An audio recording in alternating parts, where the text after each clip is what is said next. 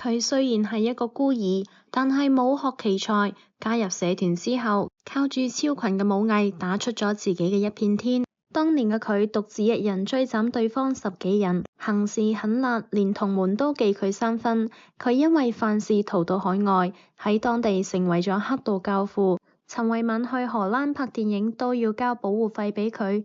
佢由於犯下屢屢罪績，被判無期徒刑，關押咗23年先得以重見天日。佢踩住刀口過咗大半世，江湖地位超然，最終因新冠病逝。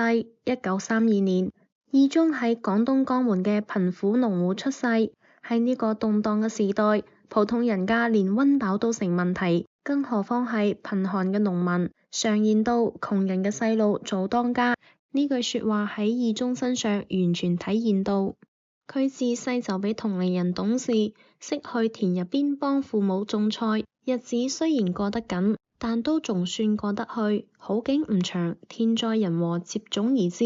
義忠13歲嗰年，父母因瘟疫同饑荒死咗，尚且稚嫩嘅義忠只能草草掩埋雙親，帶住僅有嘅行李成為咗難民，不遠千里嚟到香港投靠親戚。嗰陣時，唔少人都係從深圳鹽步嘅中英街入境。義忠仲細，怕俾人截停，好在佢夠機靈，趁亂拉住一個老太太嘅手，順利咁入咗香港。少年義忠呢段經歷喺嗰個年代只係一個縮影，事實上仲有比佢更慘嘅人。義忠嚟到香港認咗親戚，喺親戚屋企落腳，又揾咗份服務員嘅工作，日子總算安定咗落嚟。嗰時黑道勢力猖獗，即使喺餐廳做嘢嘅義忠都會聽到啲江湖傳聞。由於黑道之間經常有火拼，馬仔嘅戰鬥力直接影響社團地盤嘅大細，形成咗上武嘅風氣，甚至嗰時香港嘅武館數量超過480間。義忠對武術好感興趣，閒時經常去武館門口睇人練功。後來手頭有咗閒錢，就乾脆報咗洪拳班，喺洪拳學咗洪拳同蛇形刁手。洪拳剛猛無敵，蛇形刁手靈活多變，剛柔並濟。再加上義忠高人一等嘅武學天賦，好快就喺拳館裏面小有名氣。幾年後，義忠一身武功已經登峰造極，應付10幾個大漢根本唔在話下。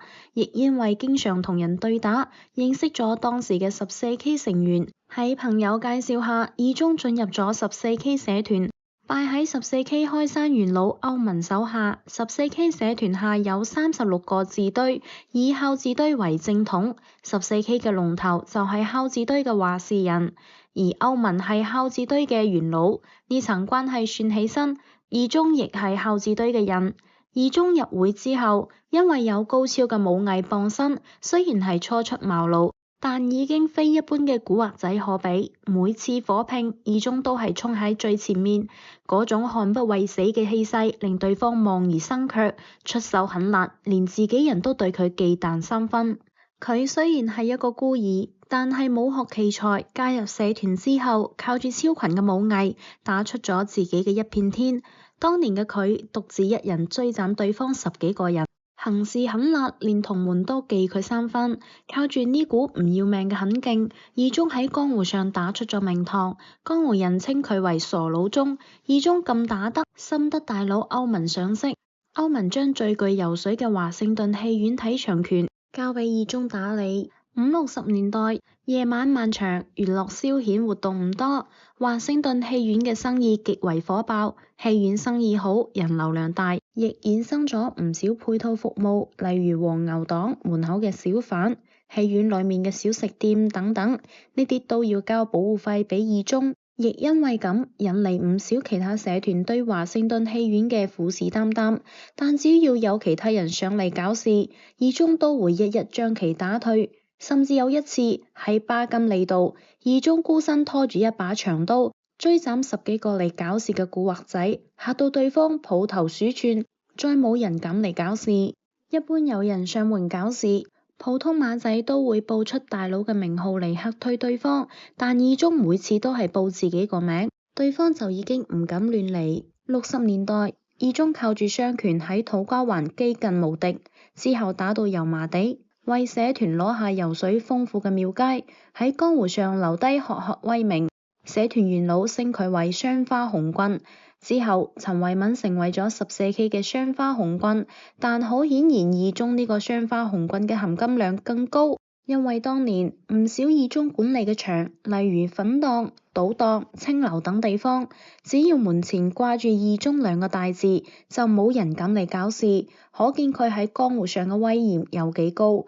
喺廟街企穩之後，二中並唔甘於偏安一隅，而係將目光投向灣仔。原本以二中嘅實力去灣仔插旗亦冇咩問題，但呢次插旗卻成為咗二中命運嘅轉折點。1973年，二中到灣仔想攞低酒吧嘅睇場權，但遭到和合圖一方嘅反抗。二中二話不說，一巴掌將和合圖大佬掘倒，身後14K 打手齊上，打到和合圖啲人四散逃竄。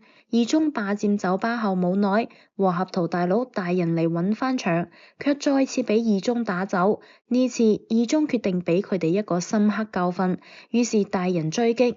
和合圖大佬見到二中手持立立令嘅大刀追緊自己，驚到慌不擇路，走入仙人掌招待所。佢逃到2樓窗邊，無路可退，見到二中嘅大刀就要向住自己，佢直接從窗邊跳咗落去，當場斃命。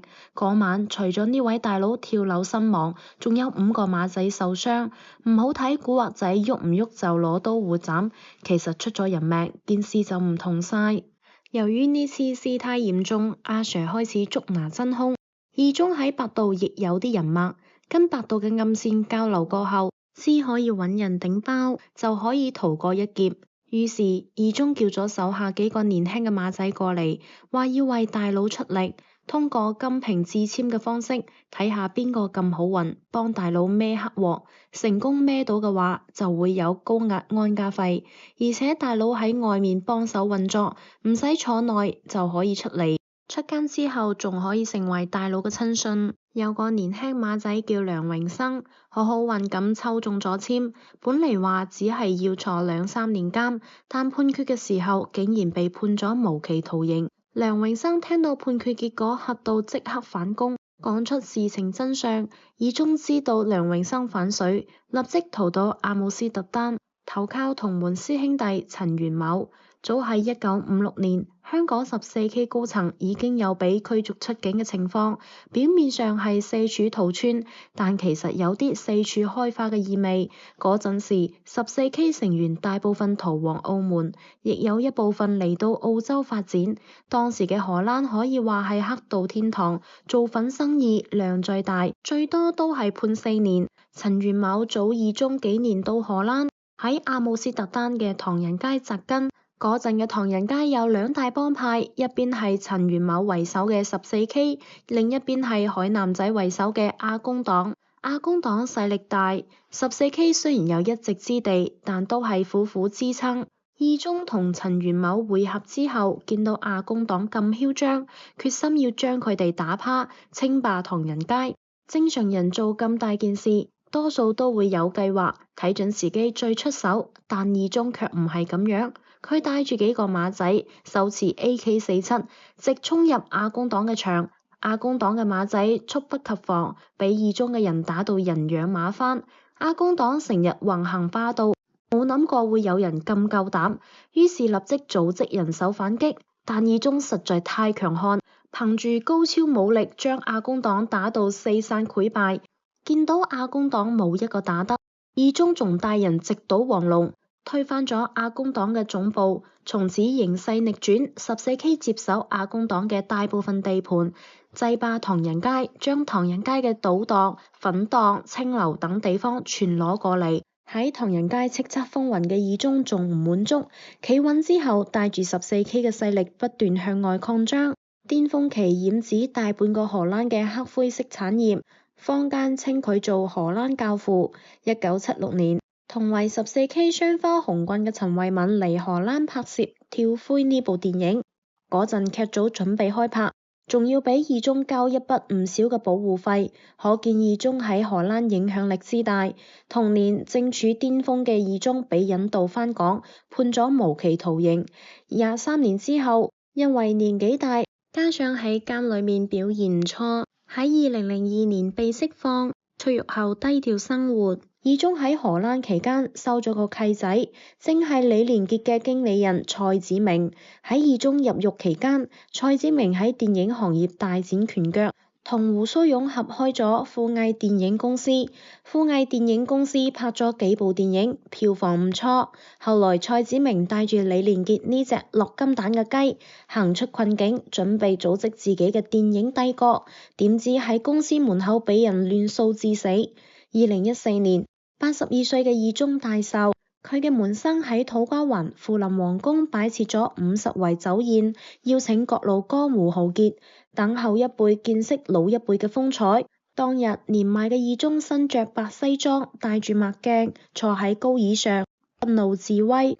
九江街霸王立章、雙花紅棍陳慧敏、澳葡教父崩牙駒等江湖上地位超然嘅人物都到場，喺二中面前畢恭畢敬，可見二中嘅威望之高。